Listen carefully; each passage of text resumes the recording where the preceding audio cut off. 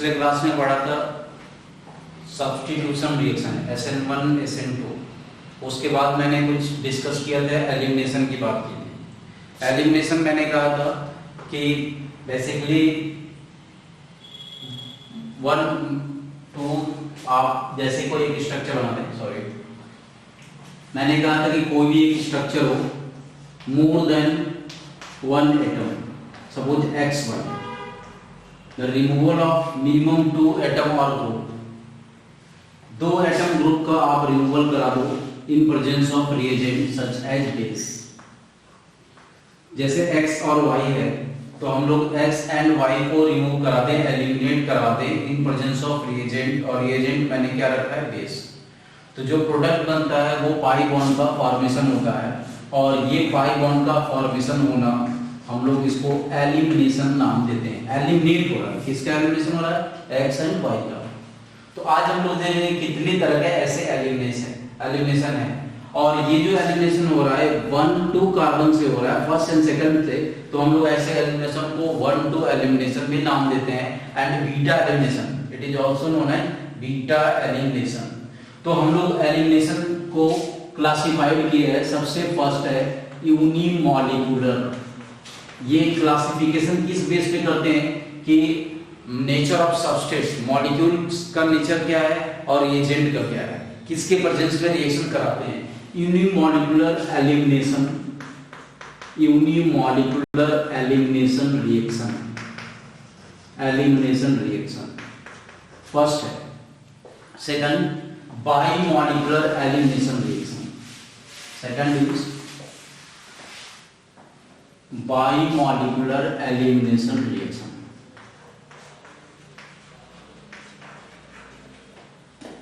बाइमॉलिक्यूलर elimination, bimolecular elimination reaction. Unimolecular elimination reaction is also known as E1 reaction, E1, and bimolecular is E2 reaction. Third, unimolecular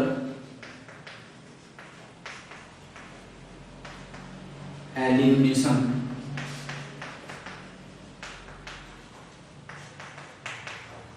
conjugate base reaction. Unimolecular elimination, conjugate base reaction, conjugate base reaction, that is E1CB, known as E1CB. E1, 1 means unimolecular, E means elimination, C means conjugate, B means base. Unimolecular elimination conjugate base reaction.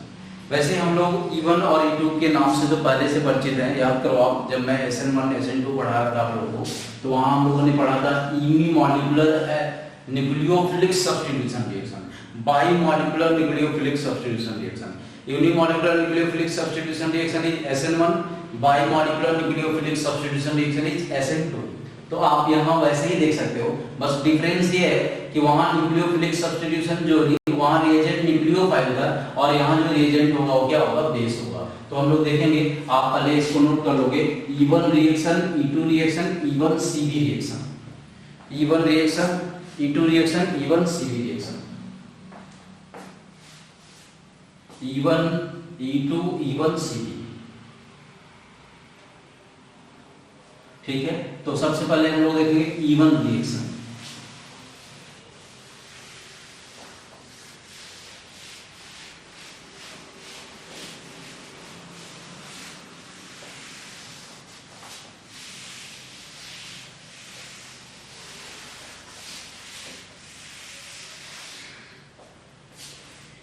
E1 reaction,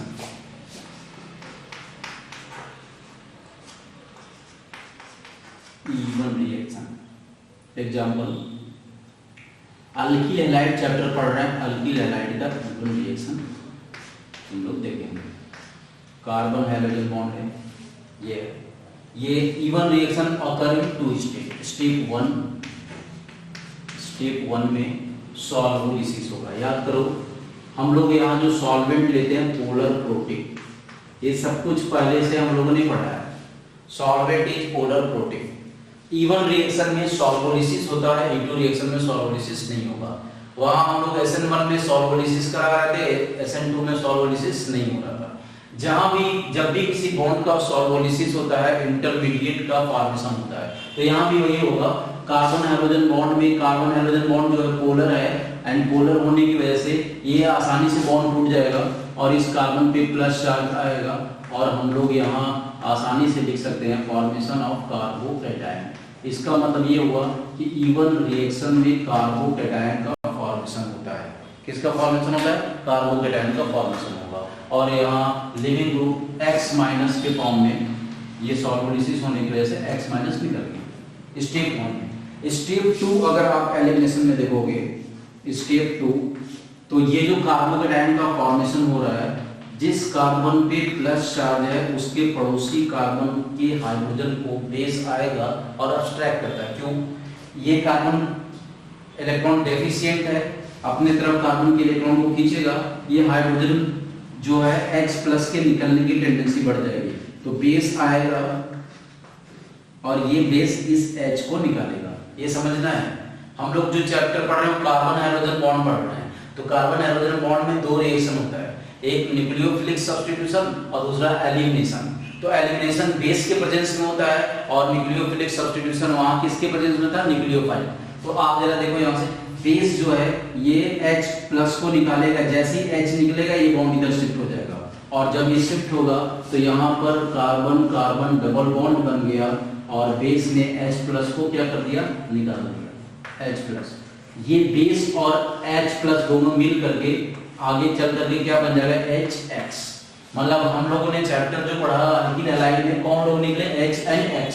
अभी मैंने थोड़ी देर पहले ही बताया कि elimination में minimum 2 atom और group का migration होता है, एलिमिनेट होता है। तो देखो यहाँ H निकल रहा है और कौन निकल रहा है? X। तो इनके बीच एक बॉन्ड का फॉर्मेशन होता है और उस बॉन्ड का नाम क्या है? Pi bond. अल्कीन बन रहा है और इस अल्कीन का बनना क्या कहलाएगा? एलिमिनेशन रिएक्शन कहलाता है। अब देखो HX के निकलने को हम लोग क्या कहते हैं? डिहाइड्रोहैलोजिनेशन। डिहाइड्रोहैलोजिनेशन। क्लास 11th में जब हम अल्कीन पढ़ा रहे थे आप लोगों को, तो मैंने एलिमिनेशन का डिस्कशन थोड़ा किया था। मैंने बताया था कि डी वर्ड कहीं भी आ जाए, डी मींस होता है रिमूवल। हाइड्रोहैलोजिनेशन किसका रिमूवल होता है? हाइड्रोजन एंड हाइड्रोजन का। डिहाइड्रोहैलोजिनेशन मतलब HX का रिमूवल हो रहा है, ये अल्कीन का फॉर्मेशन हो रहा है जो इवन रिएक्शन कहलाता है। मतलब ये हुआ कि इसमें 2 स्टेप में इवन रिएक्शन होगा। तो हम यहाँ लिख सकते हैं पहला स्टेप में लिविंग ग्रुप जा रहा है सॉल्वोलिसिस के थ्रू, तो हम लिख सकते हैं proton and leaving group. Proton and leaving group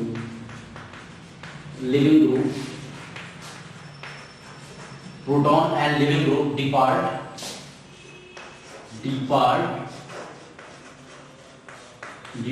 in two part। ये आप समझो। एलिमिनेशन इवन रिएक्शन, अभी जो एलिमिनेशन में देखेंगे वो लिविंग ग्रुप जो है वो हैलाइड आयन है, सबको पता है। और प्रोटॉन कौन है? H plus. तो ये जो प्रोटॉन लिखा हुआ है ना प्रोटॉन, इस प्रोटॉन को हम H प्लस लिखेंगे और लिविंग ग्रुप क्या है? X minus.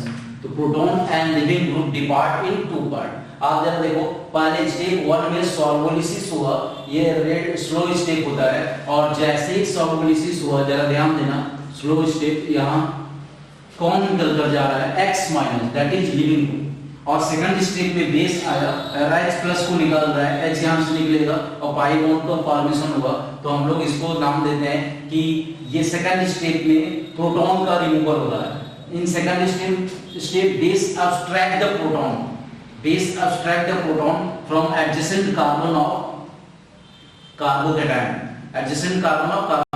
कार्बोकैटायन के एडजेसेंट कार्बन से बेस किसको ऑब्सेट कर रहा है? प्रोटॉन को कर रहा है।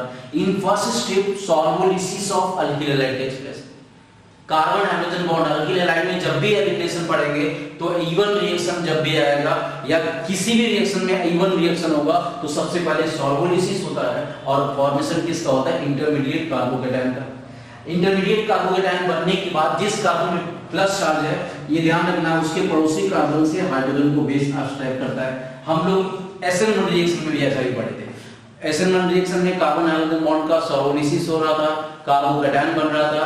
कार्बोकेटायन बनने के बाद एक पॉइंट और ध्यान देना है, मैंने कहा था कि जब भी कार्बोकेटायन कहीं बने तो वहां रीअरेंजमेंट की भी पॉसिबिलिटी होती है, तो यहाँ भी रीअरेंजमेंट की पॉसिबिलिटी होगी, रीअरेंजमेंट की पॉसिबिलिटी होती है। और जब कार्बोकेटायन फाइनल बन जाएगा तो उसके एडजेसेंट कार्बन से हाइड्रोजन जो जुड़ा हुआ है उससे को बेस हटाएगा और अल्कीन का फॉर्मेशन होगा। अब इसमें जरा ध्यान देना है कि रेट ऑफ रिएक्शन क्या है। रेट किस पे डिपेंड कर रहा है? Concentration of alkyl halide, base पे नहीं, बेस तो बाद में आ रहा है। तो rate of reaction depends only on concentration of alkyl halide, base is unaffected, ये ध्यान देना है। इसीलिए इसका ऑर्डर ऑफ रिएक्शन 1 आता है और इसको यूनिमॉलिक्यूलर नाम देते हैं E1। 1 means unimolecular. और यूनिमॉलिक्यूलर क्यों आ रहा है? क्योंकि इस रिएक्शन में दो लोगों पे अल्किल हैलाइड और बेस दोनों पे डिपेंड कर रहा है रिएक्शन। आप इनिशियल स्टार्टिंग देखो नहीं, सिर्फ अल्किल हैलाइड जो है वो देख रहे हैं कि ये कैसा है, प्राइमरी है, सेकेंडरी है कि टर्सरी है, इस पे डिपेंड करेगा क्योंकि कार्बोकेटायन बन रहा है। बेस तो बाद में आ रहा है, जब कार्बोकेटायन बन गया तब। SN1 में भी ऐसा ही था, न्यूक्लियोफाइल के आने के पहले ही हाइड्रोजन लिविंग ग्रुप जो था हैलाइड आयन के फॉर्म में चला जा रहा था ड्यू टू सॉल्वोलिसिस। SN2 में ऐसा नहीं था। SN2 रिएक्शन में हम लोग पोलर प्रोटीन लिए थे और न्यूक्लियोफाइल बैक साइड से अटैक कर रहा था, यहाँ भी ऐसा ही होगा। जब E2 रिएक्शन पढ़ेंगे तो सॉल्वोलिसिस नहीं होगा, और सॉल्वोलिसिस नहीं होगा तो बेस बैक साइड से आएगा, लिविंग ग्रुप के अपोजिट साइड से आएगा और देखना अभी ट्रांजिशन स्टेट बनाएगा। तो आपको ध्यान देना, rate of reaction depends on concentration of alkyl halide. हम लोग रीअरेंजमेंट पढ़ चुके हैं और ये कार्बोकेटायन जब बनेगा तो रीअरेंजमेंट भी बनाना होगा, तो आप 1-2 पॉइंट नोट करके वहां लिखोगे।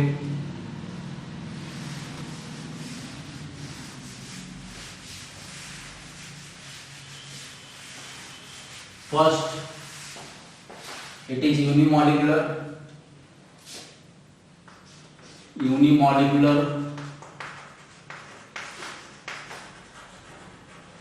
rate of reaction depends on concentration of alkyl halide. Rate of reaction depends on concentration of alkyl halide.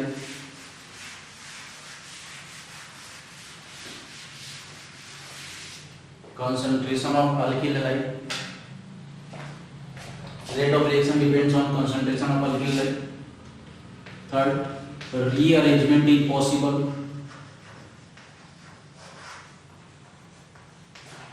Rearrangement is possible due to formation of intermediate carbocation. Rearrangement is possible due to formation of intermediate carbocation. Rearrangement होगा क्यों? क्योंकि carbocation का formation हो रहा है, due to formation of intermediate carbocation. Rearrangement is possible due to formation of intermediate carbocation. Example, मैंने एक ऐसा स्ट्रक्चर बताया था, जैसे फॉर एग्जांपल 4 मेंबर रिंग है और हमने इसका सॉल्वोलिसिस करा दिया कार्बन हाइड्रोजन बॉन्ड का, सॉल्वोलिसिस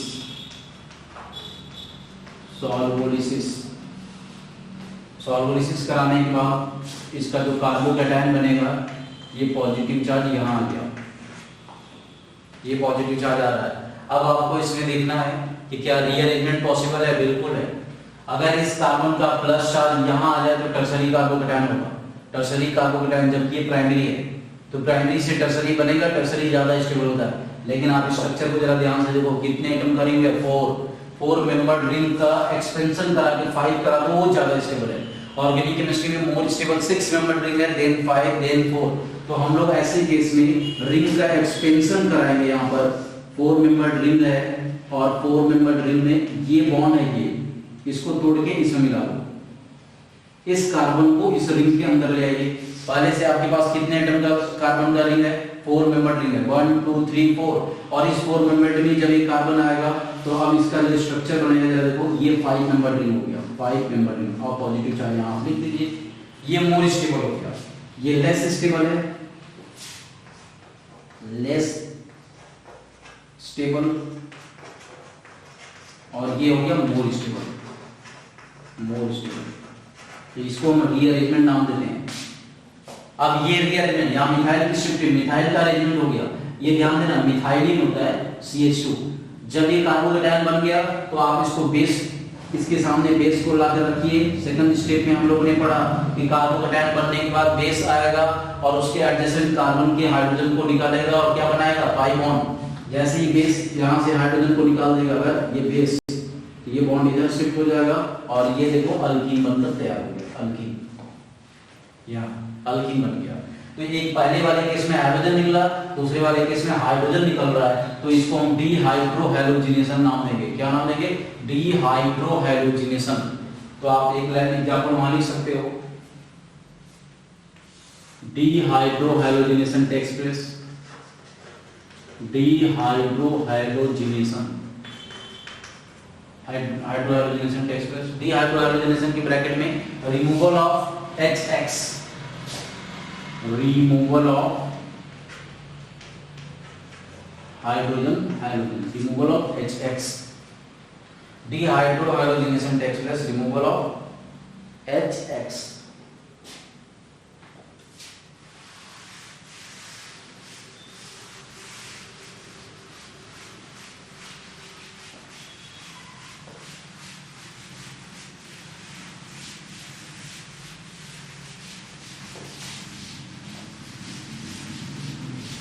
ठीक है।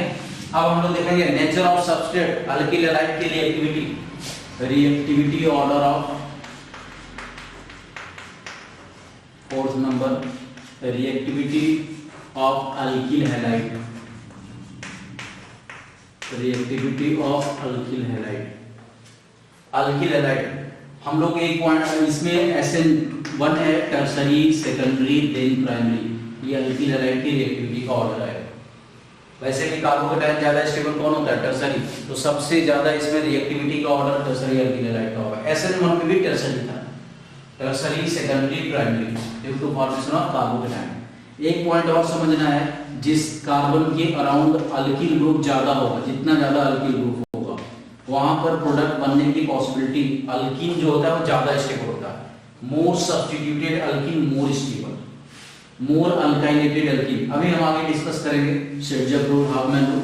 बस आपको ध्यान देना है ये टर्सरी, सेकेंडरी, प्राइमरी जो है रिएक्टिविटी का ऑर्डर है E1 रिएक्शन के लिए। अब हम लोग आते हैं E2 रिएक्शन। E1 के बाद नेक्स्ट है E2 रिएक्शन। E2 यूनिमॉलिक्यूलर नहीं, अब ये बाइमॉलिक्यूलर हो गया।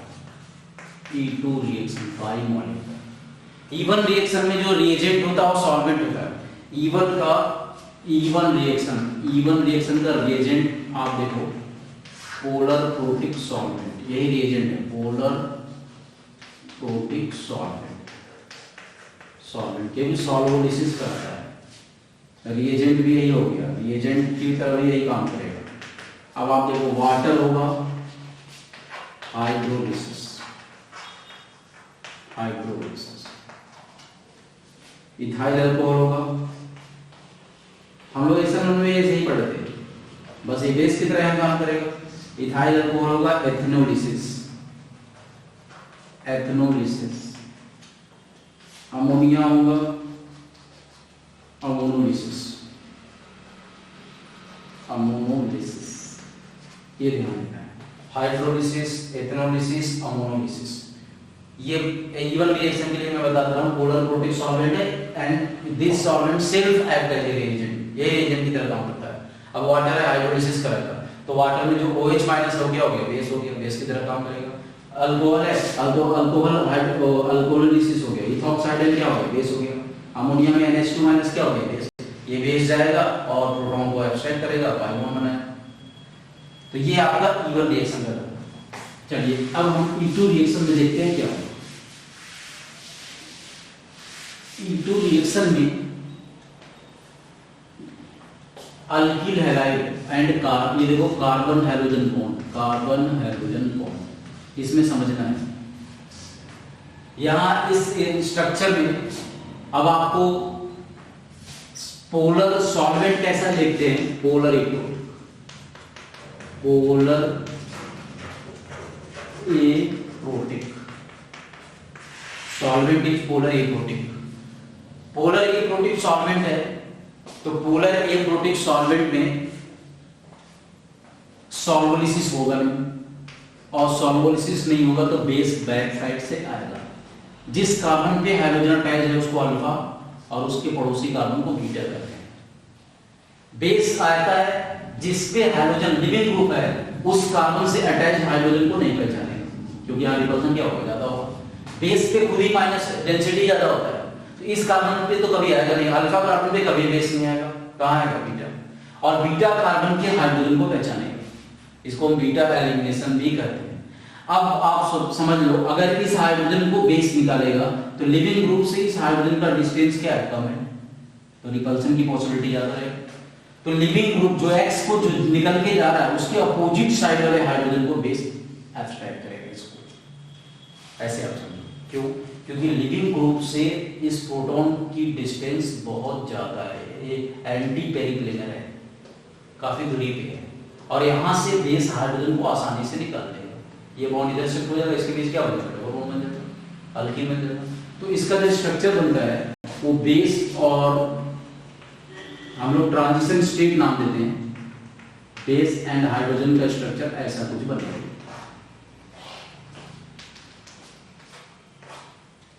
जैसे ही H को निकालेगा, X यहाँ लिविंग ग्रुप के फॉर्म में निकलना चाहेगा, ये बॉन्ड वीक होगा, धीरे धीरे धीरे धीरे इधर डबल बॉन्ड बनेगा, ये इधर हो जाएगा। इसको हम लोग नाम देंगे ट्रांजिशन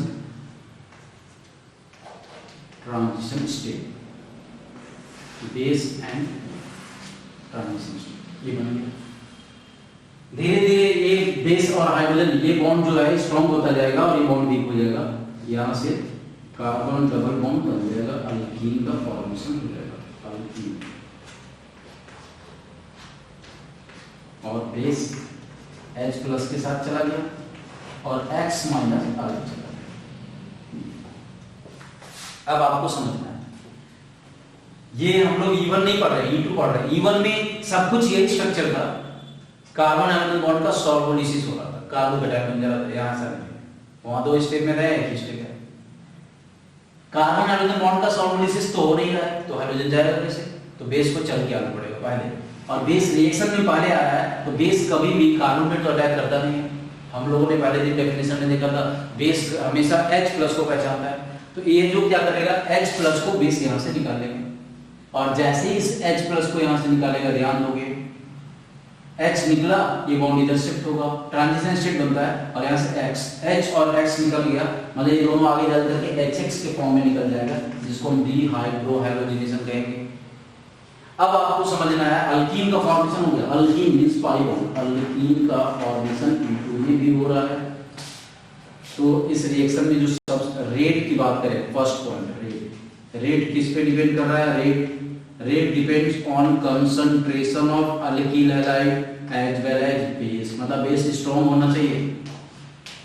ये देखिए पहला पॉइंट है, rate of reaction depends on concentration of alkyl halide as well as base.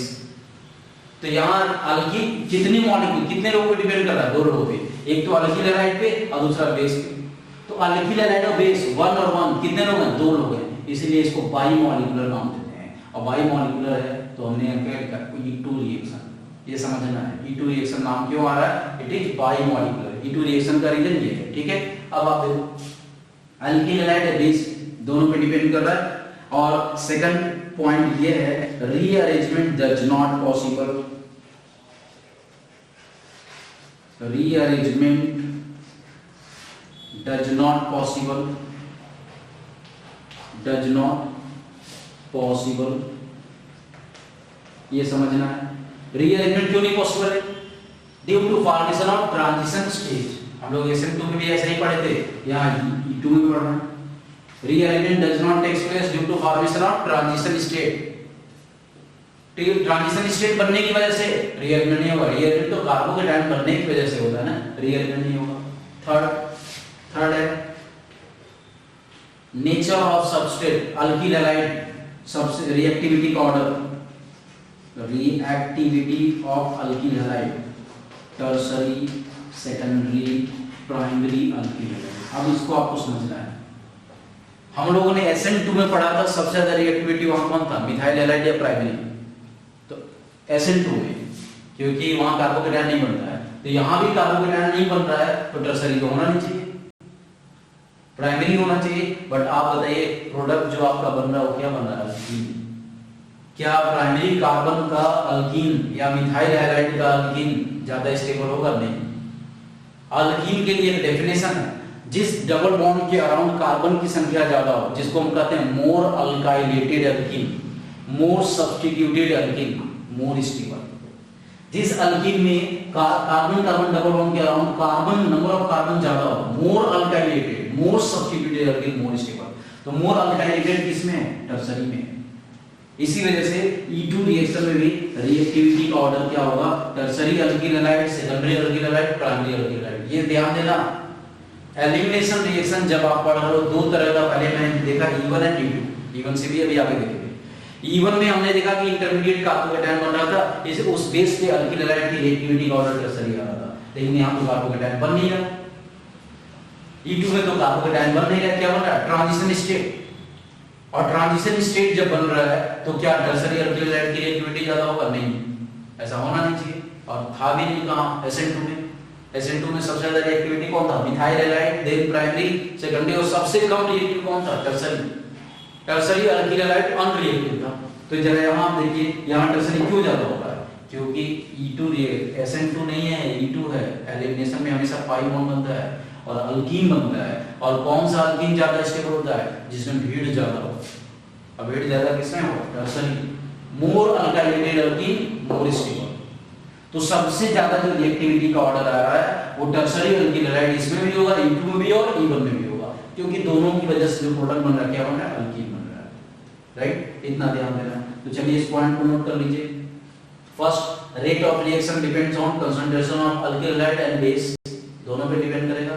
That is why it is bimolecular, ये बाई मॉलिक्यूलर है, E2 रिएक्शन है। Rearrangement does not possible, possible ही नहीं है। क्यों? क्योंकि कार्बोकेटायन नहीं बन रहा है, क्या बन रहा है? Transition state. इसके बाद क्या है? रिएक्टिविटी ऑफ अल्किल हैलाइड, यहां देख लोगे, reactivity of alkyl halide, tertiary, secondary and primary. यहां भी अल्किल हैलाइड का टर्सरी, सेकेंडरी एंड प्राइमरी। अब नोट करके आप वहां लिखिए।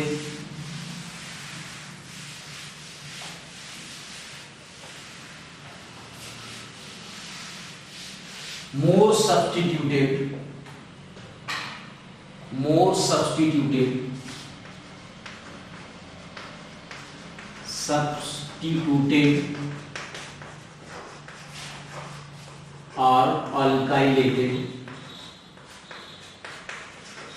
alkylated alkene more stable, alkene more stable।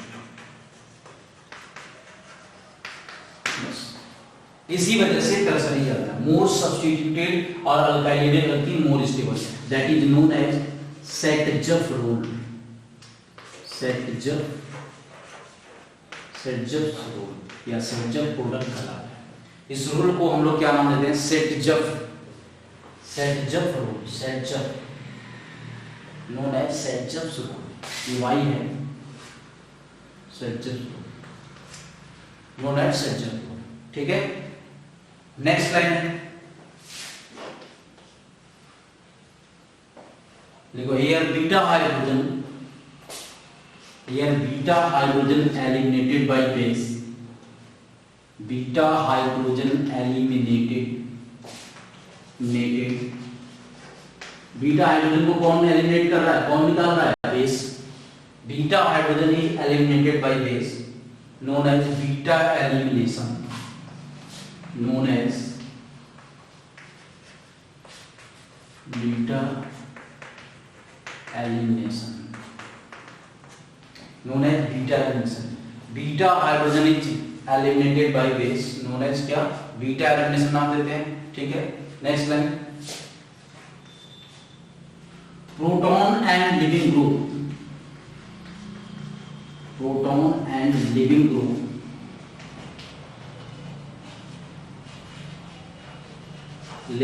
should be anti-peripheral। हाँ, तो हमने ये बताया कि 2 पॉइंट हमेशा इसमें समझना है। एक तो मैंने यहाँ लिखा beta hydrogen eliminated by base known as beta elimination. ये हम लोग जो E2 रिएक्शन है बीटा एलिमिनेशन है।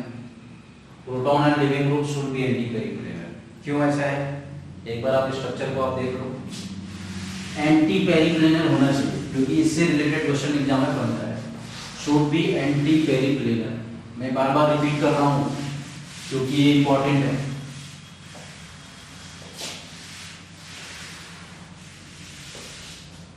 Proton and leaving group should be anti periplanar. देखो ये हाइड्रोजन है लिविंग ग्रुप, ये हाइड्रोजन है, ये दोनों एंटी पेरिप्लेनर है। मतलब एक दूसरे के ट्रांसपोजिशन, अपोजिट पोजीशन।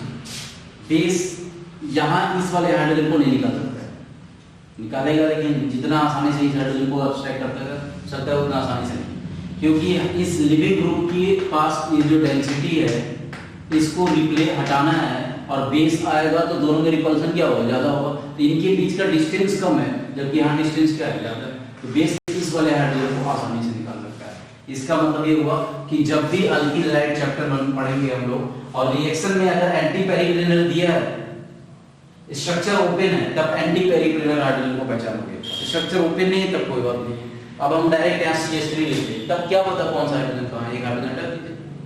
लेकिन अगर ओपन स्ट्रक्चर दिया हुआ है तो ओपन में उस हाइड्रोजन को आप निकालोगे जो एंटी पेरिप्लेनर है। एग्जांपल जैसे मैं ये स्ट्रक्चर ही बना रहा हूँ, साइक्लोपेंटेन है, ये ट्रांस इसमें बना रहे हैं। एक यहाँ ब्रोमीन लगा दिए, देखो कार्बन हाइड्रोजन बॉन्ड है, हाइड्रोजन है। इसका पड़ोसी कार्बन ये अल्फा है, ये बीटा है, ये बीटा है। यहाँ भी हाइड्रोजन है और यहाँ भी हाइड्रोजन है। यहाँ भी हमने लिख दिया हाइड्रोजन, यहाँ एक ग्रुप लगा दिए मिथाइल CH3 और यहाँ हाइड्रोजन लिख दिया। अब हम कहेंगे बताइए इसमें ये इसके ध्यान देना, लिविंग ग्रुप के अपोजिट या तो ये हाइड्रोजन निकलेगा, ये हाइड्रोजन एंटी पेरिप्लेनर हाइड्रोजन को निकालेंगे। शुड बी एंटी पेरिप्लेनर, ये आना चाहिए, ध्यान रखना है। ठीक है, तो हम लोग इसके क्वेश्चन करेंगे आगे। इसके बाद है next line,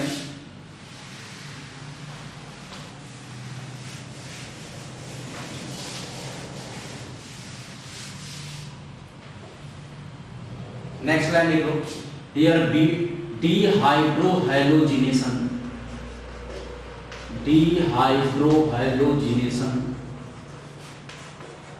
halogenation of alkyl halide,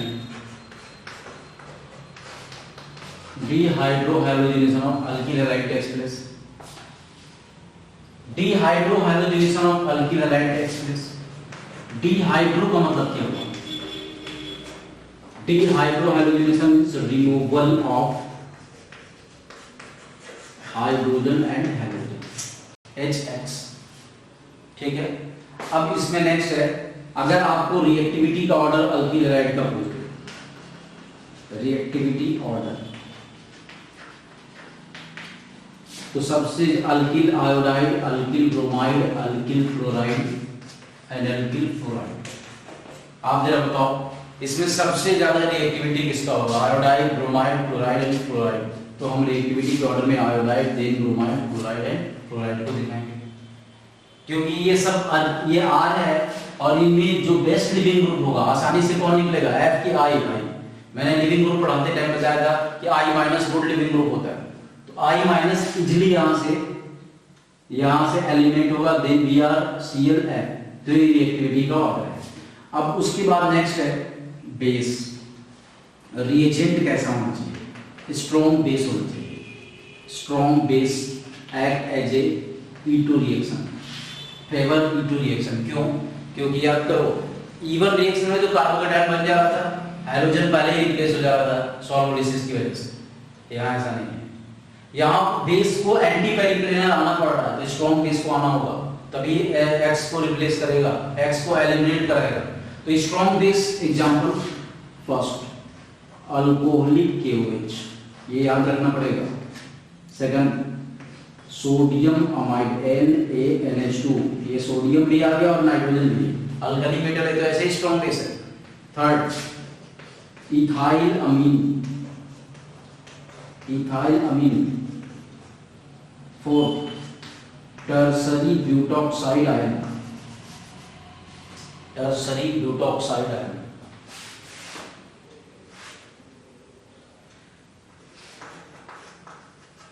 तीन मिथाइल हमने लिख दिया टर्सरी ब्यूटॉक्साइड आयन, इसका नाम है tertiary butoxide, potassium tertiary butoxide ion, potassium tertiary butoxide ion, ethylamine, sodium amide और उसके बाद अल्कोहलिक क्योवेज। ये सब स्ट्रॉन्ग बेस है and strong base favour E2 reaction. E2 reaction को कौन बेस फेवर करेगा? Strong base. इतना नोट कर लेना। अब हम लोग रिएक्शन देखेंगे।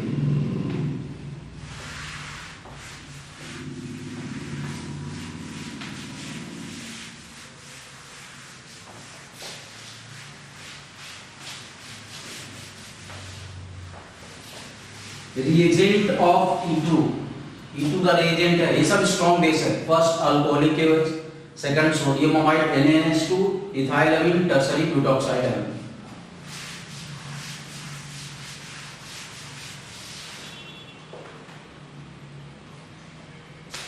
Example first reaction,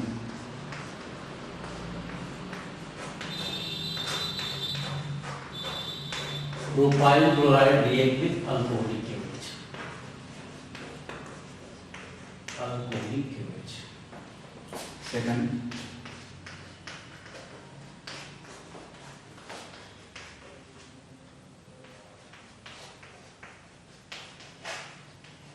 to bromo 3 methyl butane react with alcoholic KOH.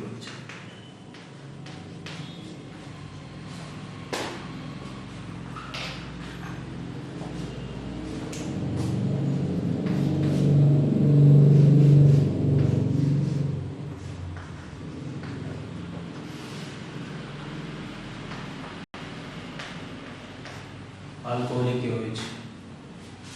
Fourth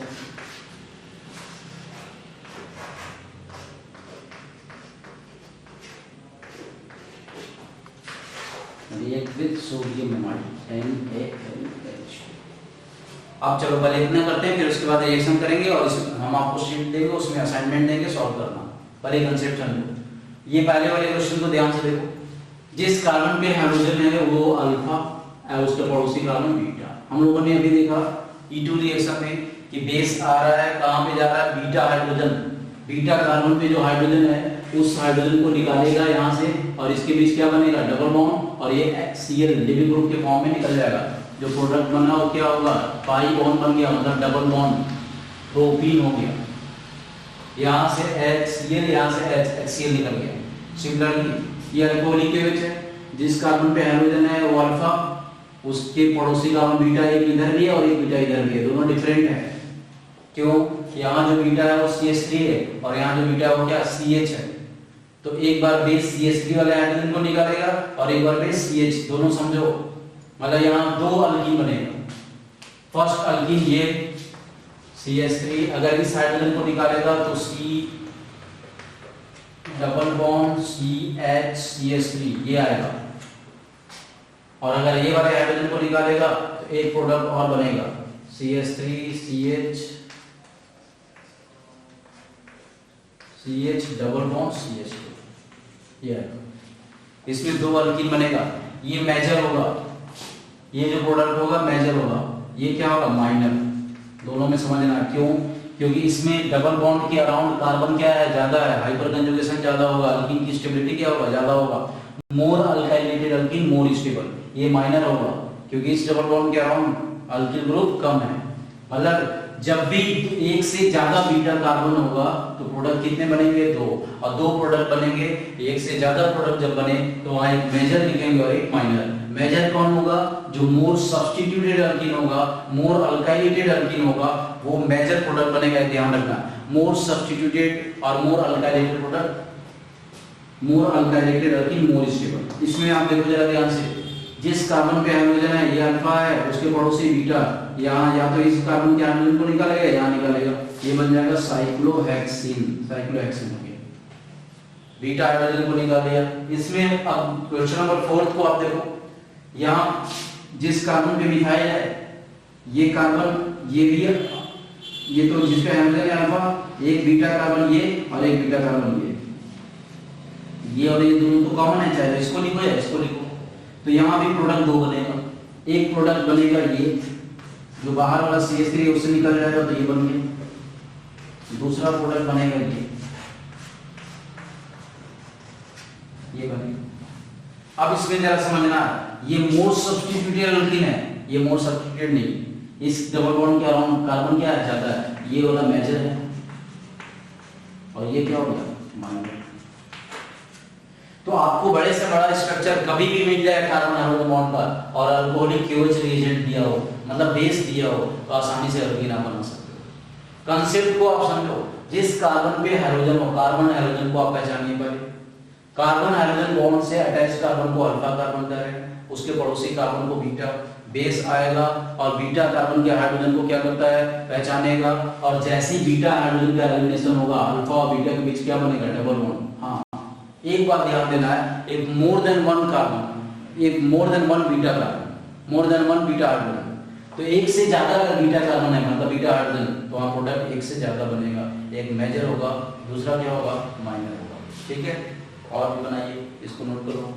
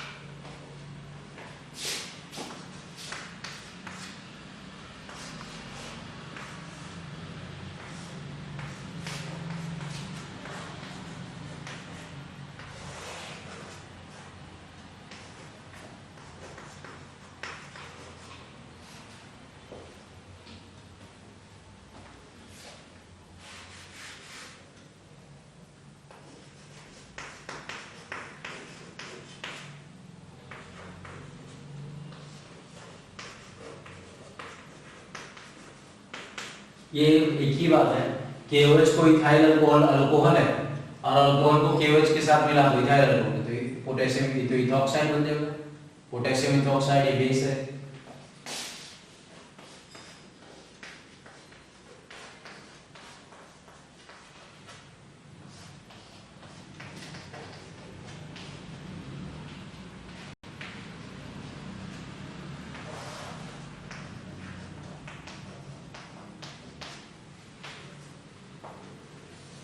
चलो इसको आप बनाओ।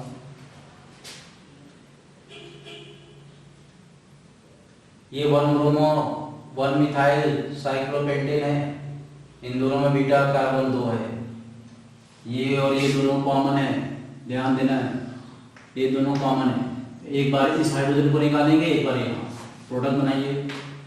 वैसे ही इसमें जिस कार्बन पे हाइड्रोजन है ये अल्फा है, इस पर एक बार इस कार्बन क्या है और एक हाइड्रोजन यहाँ भी है, एक बार ये, यहाँ 2 बीटा हाइड्रोजन है, 2 बीटा कार्बन है, एक बार डबल बॉन्ड यहाँ और एक बार डबल बॉन्ड ये, एक मेजर एक माइनर होगा। मेजर प्रोडक्ट एक बनाइए, उसके बाद एक माइनर। बस ध्यान रखना जिस कार्बन पे हाइड्रोजन है उसको अल्फा, उसके पड़ोसी कार्बन को बीटा, बेस हमेशा बीटा हाइड्रोजन को एक्सेप्ट करेगा। मोर देन 1 बीटा कार्बन है, प्रोडक्ट मोर देन 1 बनेगा। चलिए इसका आंसर देखिए, अगर ये देखो ये वाले हाइड्रोजन को निकालेगा तो डबल बॉन्ड यहाँ, ये CH3 वैसे ही है, और अगर ये बेस इस हाइड्रोजन को निकालेगा तो इसका जो प्रोडक्ट बनेगा ये बन गया। सिमिलरली ये अल्कोहलिक KOH अगर इस हाइड्रोजन को निकालेगा तो प्रोडक्ट देखो ये बना,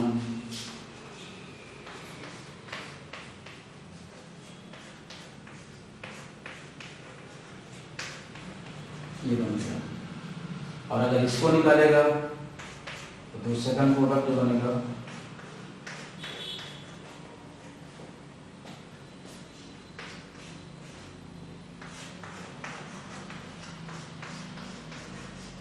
ये बन जाएगा। अब इन दोनों में देखना है, एक मेजर प्रोडक्ट होगा और एक माइनर होगा। तो मेजर आप बताओ, ये डबल बॉन्ड है, डबल बॉन्ड के अराउंड इसमें कार्बन क्या है, सबसे ज्यादा है, वह यहाँ ये सबसे ज्यादा more substituted alkene more stable major product, और ये क्या हो गया minor product, minor less substituted alkene, less substituted alkene less stable. Similarly इन दोनों में देखेंगे तो ये मेजर हो गया और ये क्या हो गया माइनर। ठीक है, चलिए अब इसके बाद हम आपको असाइनमेंट देंगे। अब असाइनमेंट में आसानी से इसे यही कंसेप्ट के बेस पे चेक करना है। अगले क्लास में हम आपको बताएंगे कि कुछ बेस ऐसे होते हैं जो स्टेरिक हिंड्रेंस का काम करता है, बल्कि बेस होते हैं। तो जैसे स्टेरिक लार्ज बेस होगा, बल्कि बेस होगा, उसको ऐसे वाले हाइड्रोजन को निकालने में दिक्कत होगी। क्यों? क्योंकि यहाँ रिपल्सन ज्यादा होगा, स्टेरिक फैक्टर होता है। तो पहले बस आज इतना ही, अब नेक्स्ट क्लास में हम देखेंगे। आज आपको E1 और E2 का कंसेप्ट क्लियर हो गया। E2 रिएक्शन में जो है स्ट्रॉन्ग बेस हमने बताया, उसको याद रखना, alcoholic OH, sodium amide, ethyl amine, methyl amine, tertiary butoxide, ये सब E2 का है। E1 रिएक्शन में सॉल्वोलिसिस होता है, E2 रिएक्शन में सॉल्वोलिसिस नहीं होता है। तो E1 रिएक्शन में बेस के आने के पहले ही लिविंग ग्रुप X जो है सॉल्वोलिसिस की वजह से चला जाता है। इस वजह से E1 रिएक्शन को अगर आप देखोगे तो E1 रिएक्शन में इंटरमीडिएट कार्बोकेटायन बन रहा था, बेस आ रहा था सेकंड स्टेप में, और उसके एडजेसेंट कार्बन के हाइड्रोजन को पहचान रहा था, जिससे एल्कीन बन रहा था। E2 में ऐसा नहीं हो रहा था। E2 में क्या हो रहा था कि X जा ही नहीं रहा था, सॉल्वोलिसिस हुआ नहीं, क्योंकि पोलर क्या है, पोलर एप्रोटिक सॉल्वेंट है। तब बेस लिविंग ग्रुप के अपोजिट मतलब एंटी पेरिक्लिनर वाले हाइड्रोजन को पहचान रहा था बेस, और वहां पर जो प्रोडक्ट बन रहा था वो अल्कीन बनेगा। अल्कीन तो दोनों में बन रहा है, E1 में भी E2 में भी। और अल्कीन कब बन रहा है, जब हाइड्रोजन हाइड्रोजन का एलिमिनेशन हो रहा है। तो हम लोग इस रिएक्शन को डीहाइड्रोहैलोजिनेशन नाम देते हैं। क्या नाम देते हैं? डीहाइड्रोहैलोजिनेशन। E1 का प्रोडक्ट कार्बोकेटायन के थ्रू बन रहा था, E2 का प्रोडक्ट ट्रांजिशन स्टेट के थ्रू बन रहा है। हाँ, मोर देन वन प्रोडक्ट बनेगा तो आप जरूर ध्यान देना, एक मेजर होगा, दूसरा क्या होगा माइनर होगा। ठीक है, चलो बस आज इतना ही, थैंक यू।